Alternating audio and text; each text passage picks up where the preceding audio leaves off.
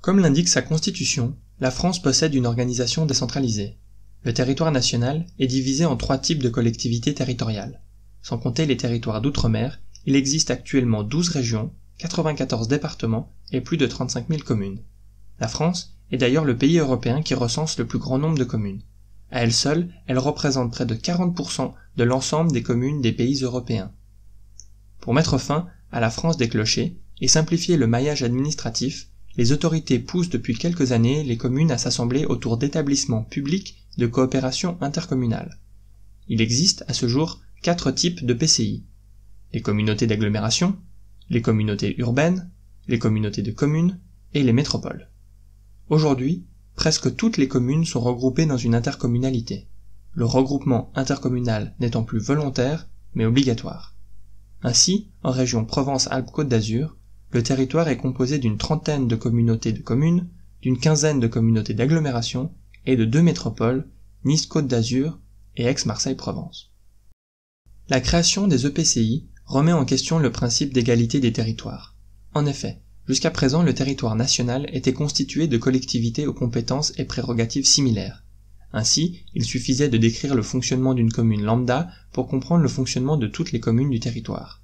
Or, avec les EPCI, on divise le territoire national en entités fondamentalement différentes.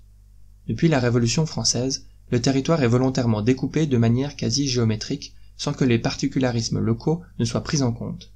Avec les EPCI, cette dynamique n'est plus respectée. On crée par exemple des métropoles autour des grandes villes qui regroupent une grande partie de la population et de l'activité économique du pays. En plus de leurs atouts liés à leur attractivité, les métropoles seront dotées d'un grand nombre de compétences additionnelles qui leur seront transférées par les communes membres, les autres collectivités territoriales, mais aussi directement par l'État. La métropole devient alors une sorte de super EPCI dépassant de loin les autres intercommunalités en taille et en pouvoir.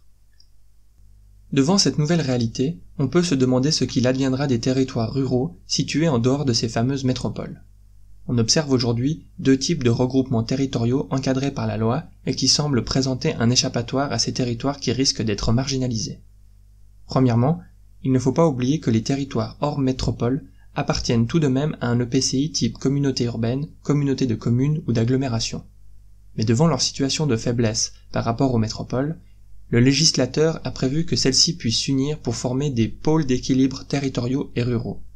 Composés d'un conseil syndical, d'un conseil de développement et d'une conférence des maires, ces pôles élaborent un projet de territoire afin de promouvoir un modèle de développement durable et d'en améliorer la compétitivité, l'attraction et la cohésion.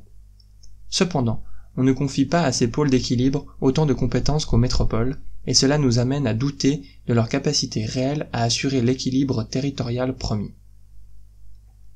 Un second dispositif est celui qui permet aux communes de fusionner entre elles afin de créer des communes nouvelles, plus grandes et qui pourraient à terme se substituer aux EPCI.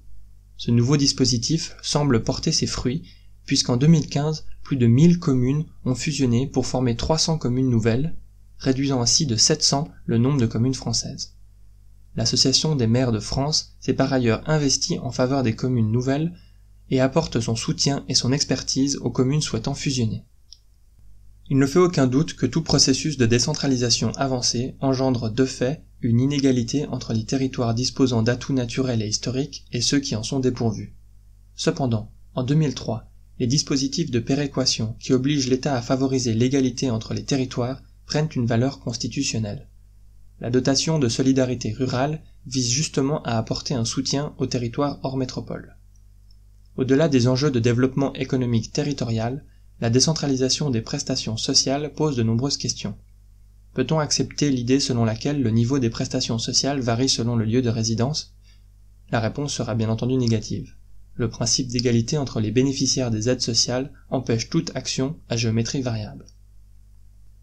Tous ces questionnements renforcent l'idée selon laquelle l'échelon communal tel qu'il a longtemps existé n'est plus adapté et que les EPCI constituent en fait un outil pour achever une transition vers une nouvelle carte administrative. On peut imaginer qu'à l'avenir, l'échelon local sera géré par le couple métropole-commune-nouvelle, que l'échelon intermédiaire sera lui géré par les grandes régions que nous connaissons, sachant que l'échelon départemental est conditionné à disparaître, vient ensuite le niveau national, et enfin l'échelon européen qui devrait prendre une place de plus en plus importante.